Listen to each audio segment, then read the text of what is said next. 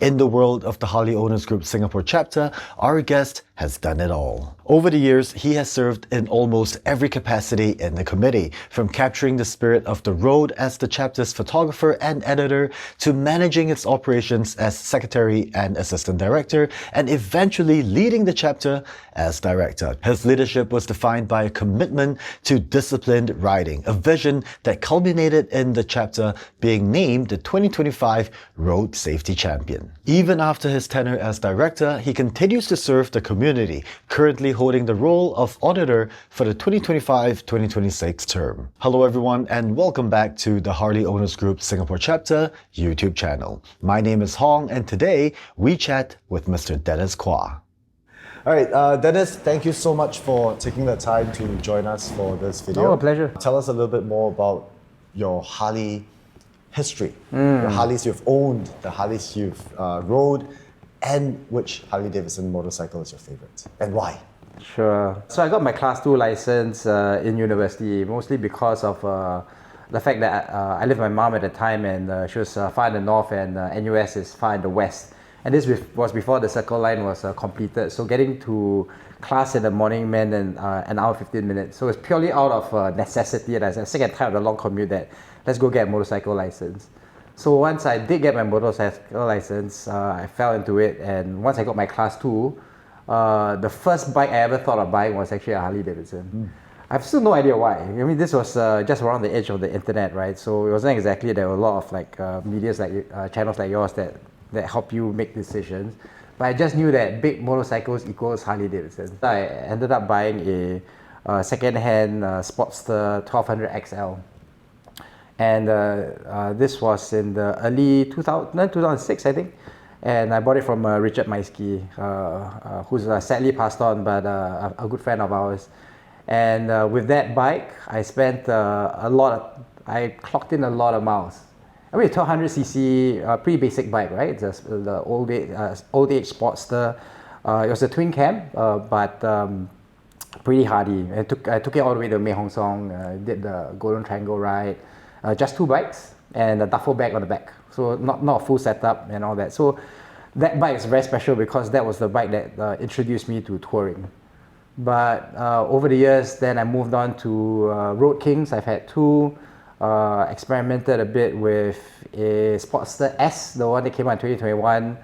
I had a CVO a Pro Street Breakout 2016, got that second hand as well. That was an amazing bike. I took that bike to Phuket without windshield, also with a duffel bag in the back. So the classic like roadie kind of bike, right?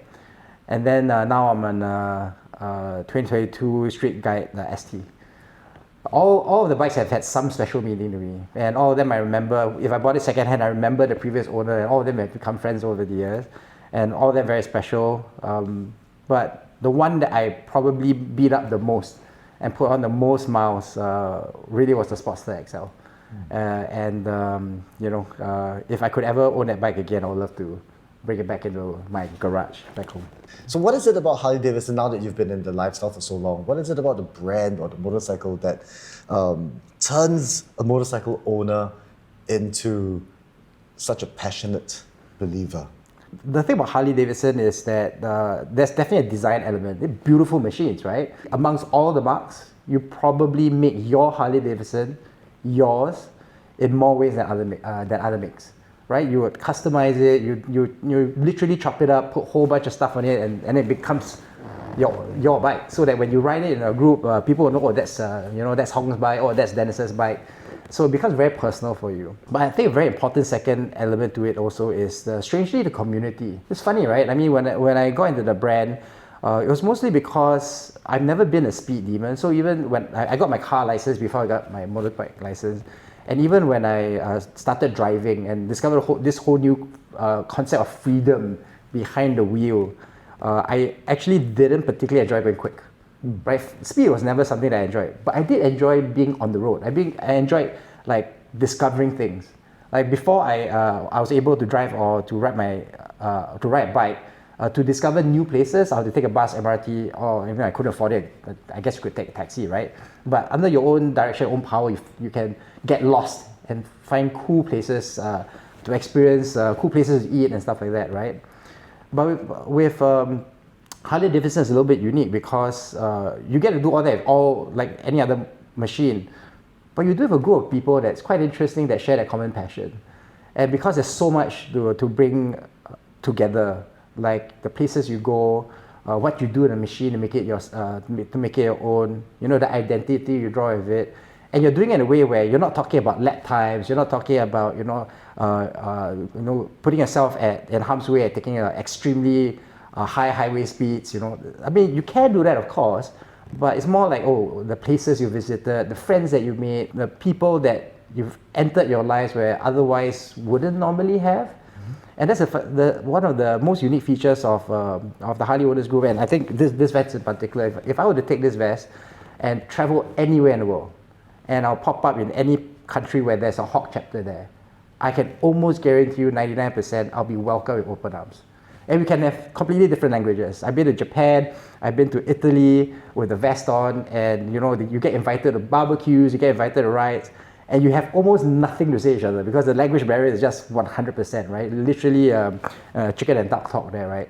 But because you share the passion, you wear the same clothes, there's so much more commonality, and there's literally that brotherhood, right? I think you find that here more than anywhere else. You found a sense of freedom when you just started driving. How would you compare exploring and that sense of freedom being caged in a car versus being on a motorcycle? Yeah, I love driving too. I love car road trips, but ironically, it's quite different, right? So in a car, you typically want to do it with family or friends. You can have a conversation, turn on the music, and you'll feel safe in a little bit of a bubble. It's more contained an environment. Nothing wrong with that. And of course, if it rains, it's very comfortable. You feel safer as well. But when you're on a motorbike, right, every sense that you have is elevated, including smell. I find it quite interesting because you go through a plantation, you smell the trees, you smell the dirt. You go through a factory area, you smell the chemicals. You know, if it's a food factory, you smell the food that they're making, stuff like that, right? It elevates your experience, and I think it brings a very different dimension to your experience. But also the fact that this activity is inherently dangerous, right? There's increased risk. You're going at speed, you're going on roads sometimes where you're not familiar with, and of course, you're also exposed to other road users. So all those risks and dangers around you, naturally you'll be much more aware, and you have to make sure that, well, firstly, don't kill yourself, and then secondly, also that you have to rely on your brothers and sisters around you, right? So that fosters a very strong sense of community, even within that small riding group that you had for that day, because you need to watch out for each other, you watch out for them. So it brings a kind of closeness and support for one another that you get in a ride rather than a drive. You've been a member of the Harley Owners Group Singapore chapter since 2006. You've witnessed many changes, of course, over the years. How would you define or explain the Harley Owners Group Singapore chapter to the uninitiated or to people who are not in the community? The Harley Owners Group, any chapter in the world, comes under the remit of Harley Owners Group International. So the Harley Owners Group International was formed in 1983. Mostly as a community to bring riders together, and it is now, I think, the oldest riding community in the world, and we crossed 1 million members globally some years ago now, and new chapters keep popping up every day. Mm-hmm. So the reason why it's special is because it is supported by the motor company, so the Harley Davidson Motor Company, as an important part of the Harley Davidson brand. We are governed by the HOG International Constitution, and for the Singapore chapter here, we're registered as a registered society, and we of course governed by our constitution and our bylaws here. And the reason why it's structured that way is that because the chapter, every chapter, represents the dealer. Our sponsoring dealer now is Wearnes Harley Davidson of Singapore, but also the motor company. And as you know, the Harley Davidson Motor Company brand is a highly valuable brand. And it's a brand that has over 100 years of history now, and the motor company wants to protect that brand. And so they want riders to be able to represent the values and the company in ways that perhaps a little bit harder with the other organizations. The Singapore chapter was formed over, now we're going to be 31 years, right? We just celebrated 30 years last year. And the whole objective of HOG, our motto, is to ride and have fun. So it's really as simple as that, right? I mean, it's just get on a bike, ride it, and have fun. And you can do it on your own terms. You can do it by yourself as a solo rider. You don't have to be a HOG member. You don't have to be a member of anything, and then just enjoy the machine as you like it on your own. Or you can choose to join an organization like HOG and ride with us. And the thing about HOG is that there's so many motorcycle clubs, organizations available to you. Some single brands, some that welcome all brands. Ours is open to anyone that owns a Harley Davidson motorcycle. There's no other requirement. And we just ask you to follow our rules. And our rules is really centered around safety. And that's something that has been an important cornerstone of how we organize ourselves and focus. And that's something that Tony Goldman, who's one of our very early directors in the chapter, has carried through all these years, over the 30 years.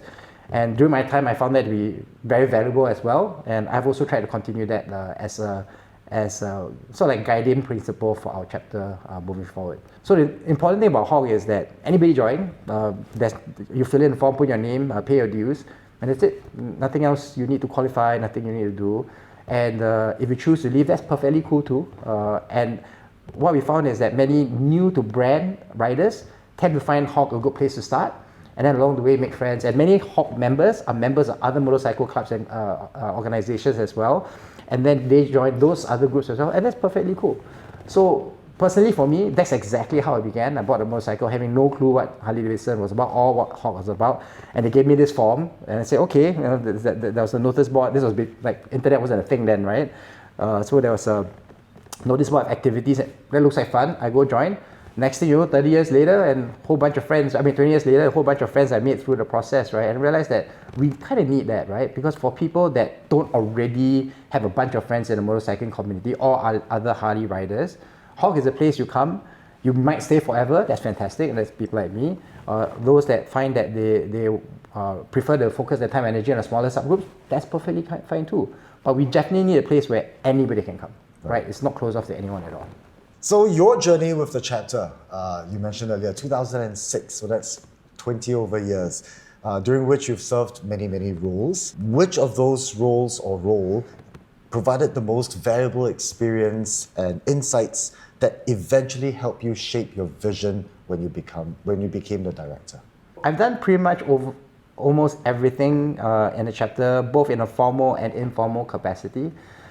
So I've organized rides. I began as a photographer actually, and this was before social media was so prevalent. There was no social media, right? So I was literally running around with an Olympus camera, taking photos and uploading it onto the website.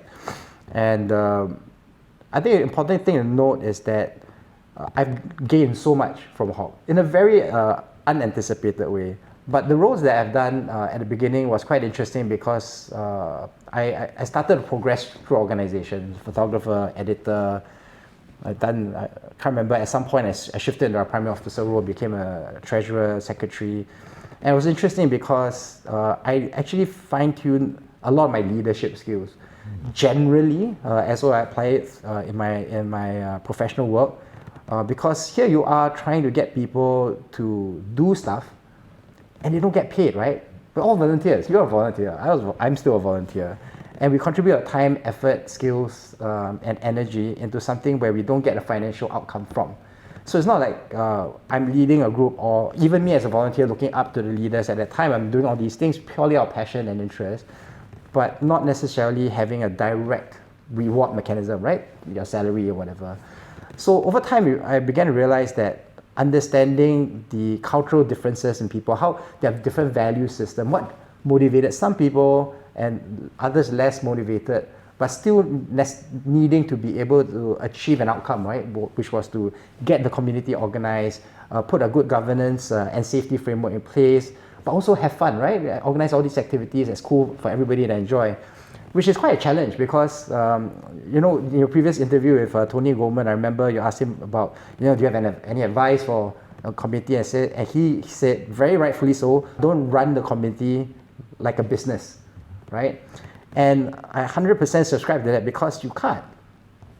And that's because the different people that volunteer to be a part of the community and be part of the committee in particular have different motivations and different driving forces. So we need to be sensitive around that. So leading up to taking, I mean, my time in HOG in the 20 years, I would say that I've been a leadership role for the last 10, something like that. A lot of it is around how do you motivate, how do you sell a vision, how do you get people along the journey where you don't have the normal levels of influencing people, like I'll fire your ass if you don't get this done, right? You can't do that at people, right? But more, getting people to share that vision and share that interest and still be as passionate as you along that journey. And I think doing the various things, each of those roles taught me different things. Each of those roles gave me different experiences, a different way of seeing things. So I can't say any one of them gave me the defining moment into ultimately being a leader of the group. But actually it was a very long but very interesting journey that evolved over the years. What was the most significant milestone that you have personally witnessed in your 20 years? So every year is special for different ways. And we've done, under all the various committees, we've done really amazing things. The thing about Singapore is that we're a small community, a small country overall, one dealership. Over the years, we had plus minus 200 members, right? So that fairly limited ability to do really large scale things. So most chapters in the world actually try to do a rally, right? But if you go to the US, you do a rally, do like Sturgis and stuff like that, right? These things have thousands of motorcycles, right? Can't do that in Singapore. So we've had stops and starts. And in 2011, I said, I'm going to do a rally, right? I knew I had many raised eyebrows because are there enough bikers? It's a tall order. So I can't remember what position I was holding at that time, but I do remember that I changed jobs in 2011. So I was practically killing myself transitioning from a new professional job and organizing a national rally and partnering with Conrad Hotels. We had it in Millennium Walk, getting corporate sponsors, getting different brands to participate in us to help offset the cost. Long story short, it was an amazing event. I mean, we even had an outdoor band in front of down at Millennium Walk, and we partied till late. A great time, and it was such an exhaustive experience that we didn't do it again for many, many years until now. So now Shan, right, in 2026 is organizing a rally, and it's been 15 years. Right. So that's how tough it is to run a rally, and personally for me, organizing that one back in 2011, there are a lot of guys that helped me through the journey at that time. People like Chris Brixey, Uli came a little bit later on as well. But it was only possible because you bring people along with the journey, right? And everybody does a little bit so that nobody does a lot. So that was, and there are many photos of that event that still, are very memorable to me because I remember how tiring and how difficult it was to achieve. But we pulled it off. Everybody had a great time. It is something that you look back as one of those momentous things that you do that you might not want to do again. It's a bit of PTSD from doing something like that. How did you foster the camaraderie among such a diverse group of people? Because everyone comes from different backgrounds, they come from different countries, they come from different ethnic groups, they have different professional careers, they have different preferences. How do you try to bring together 200 odd members? It is something I definitely didn't do myself, and nobody can. Right? This is something that you need to do as literally as a community. So my basic philosophy is I don't care. I don't care that you're Singaporean, not Singaporean, whether you're one race or another. I find more reasons to be common rather than to be different. So I spend a lot of time thinking about the commonalities, like what do the guys want to do? How do they like to experience things? Can we find the most neutral middle ground where it be as inclusive as possible? So something as simple as food can be quite challenging, right? Because amongst us, we have some religious-driven restrictions, some are vegetarians, So it's actually damn near impossible to always solve for everybody's needs. But you try to be as inclusive as possible so that if you find as many reasons for people to come together rather than not. But more importantly, I think even in your daily interactions, do we need to spend a lot of time talking about why we're different rather than talking about why we are similar? And that's the thing about the brand, right? The thing about the machine. If we spend, we hang out, have drinks, talk until 2, 3 o'clock in the morning, and then wake up at 7 in the morning to push off for the ride, and if around the conversation interactions about the machine and the motorcycle and the community, I think there's more reason to find commonality than to find differences. So it's not something you can engineer, I think. It's just like, okay, what do we all universally agree? We all universally agree that we love riding and we love riding Harley Davidson motorcycles. Isn't that good enough?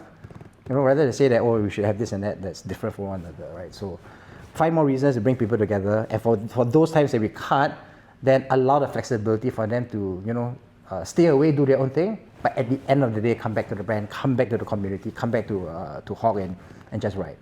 I want to say Dennis for Prime Minister, but Far from it, man. let's talk a little bit about road safety. It's something that's very important to you Yes. Over the years. And last year, I was also with you when you, on behalf of the Singapore chapter, received our Road Safety Champion Award. What was that like for you, and why is it so important? We've won quite a few awards over the years, and it just validates a very important component of our experience here at HOG, right? Now, the thing about riding motorcycles, and it's not unique to Harley Davidson or HOG, riding motorcycles is inherently dangerous. I mean, it is an activity that requires skill, but also a lot of trust.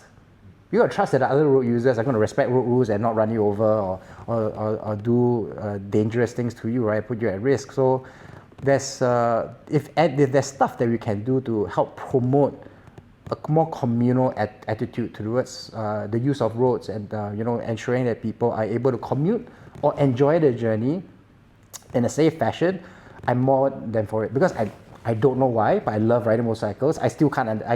I wish I enjoyed knitting more than I do riding motorcycles, but I enjoy riding motorcycles more. But I'm also aware that it comes with those risks. And if I can play an active role in making sure that I come home safely every time, and that I can help my friends and other people that use the roads also get to work or get to home or go on a holiday and come back safe as well, I'm all for it, because I don't think anybody gets into their car or their bus or their motorcycle in the morning, gets on the road with the aim of killing someone or causing hurt or damage to other people. I don't think 99.99% of us just want to get to where we want to go and enjoy the journey along the way. So it's along the way where things like the life stresses or pressures of life get in the way, or just your ego or whatever, right? That's where I think HOG spends a lot of time. And Tony has been a big proponent of this for many years, and I've been a big understudy of him from that perspective. We try to make it as safe as possible. So either through an environment where we educate other people about your role in contributing to road safety, but also the riders themselves, right?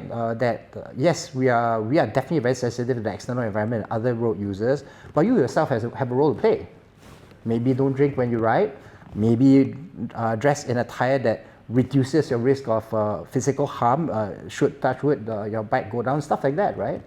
So I know sometimes it can be a bit stuffy, because look at the weather. I would love to run around in t-shirts and shorts on a motorcycle, right? With that in mind, wouldn't you want to at least make sure that if the motorcycle gets damaged, fine, but at least yourself, physically, that you will be able to dust yourself off and get back on the bike again, right? And ride for the future. So we're quite strict on things like riding attire, especially on long rides, just for the peace of mind and safety for the riders themselves and also for the community at large. But that's a very important thing that I hope that the chapter continues to carry the torch for, because all of us want to go home, right? All of us want to get on a bike and enjoy ourselves, but all of us also want to go home, and all of us want to go back to work and be able to, care and provide for our families.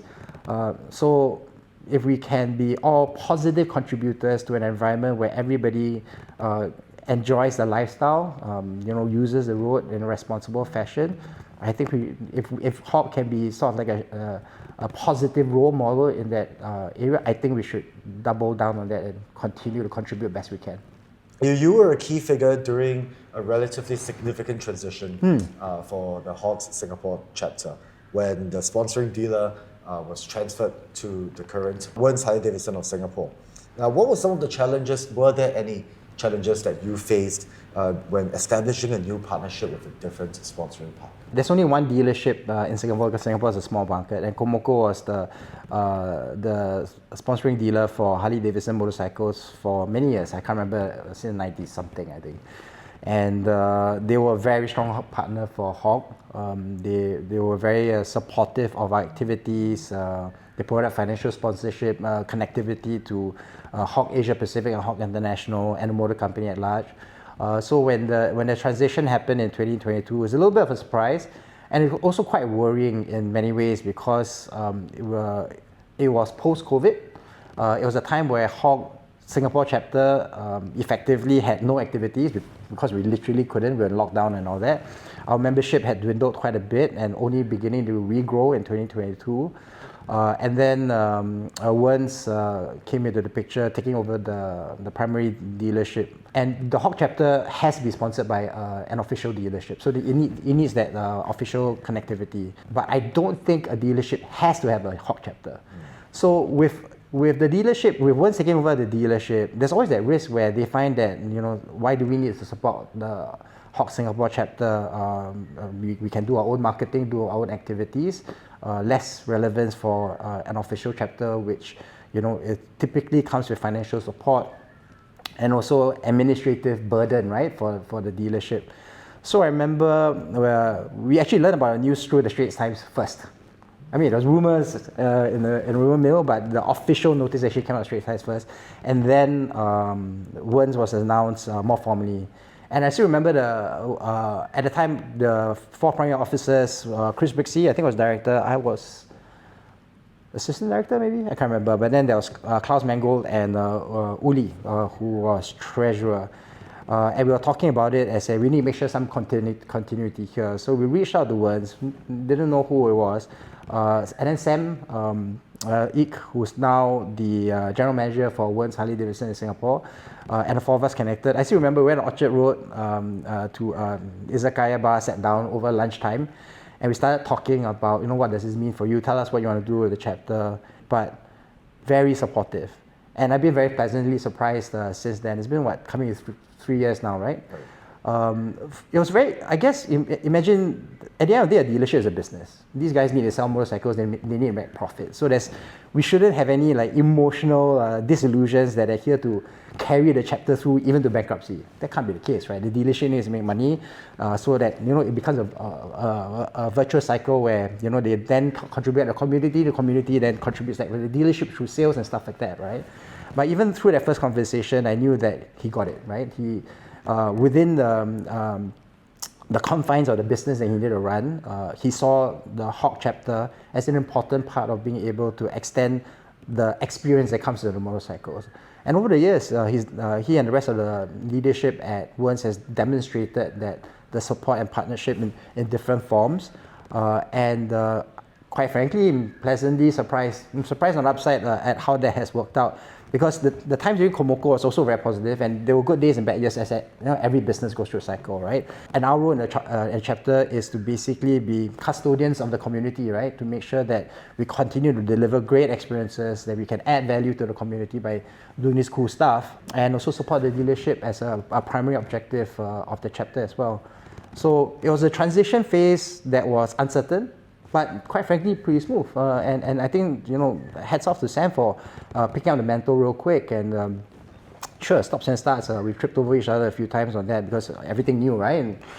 But along the way, I think we've kind of found our groove. And I even see the current committee that Kigo is running. Everything seems, sure, with some challenges along the way. But it's a very good partnership. And I can say hand to heart because I've been to a number of Harley officers trainings around the world, and one of the key challenges that many chapters raise is this potentially challenging relationship that the chapter has with the dealership. And hand to heart, I think the HOG Singapore chapter and Wearnes Harley Davidson relationship is a very positive one. So Dennis, a lot of HOG SG rides don't happen in Singapore. We go across the border to Malaysia, to Thailand. Over the years, there's a lot of relationships that have been built as well. In your opinion, how has that changed since your time, and how important is all this to you, or to us, to HOGs? I think it's incredibly important because Singapore is a very small country geographically. So, I mean, we've got good roads here, but we run out of road pretty quick. So we have no choice but to look for alternatives to ride. And Malaysia, of course, our northernmost closest partner is where we spend, it's literally our backyard from a riding perspective. So it has been the case for the longest time. But I think one of the most important and symbolic changes for the positive that I've seen over the last 3-4 years now is the fact that our HOG Malaysia brothers have never been closer with us in HOG Singapore.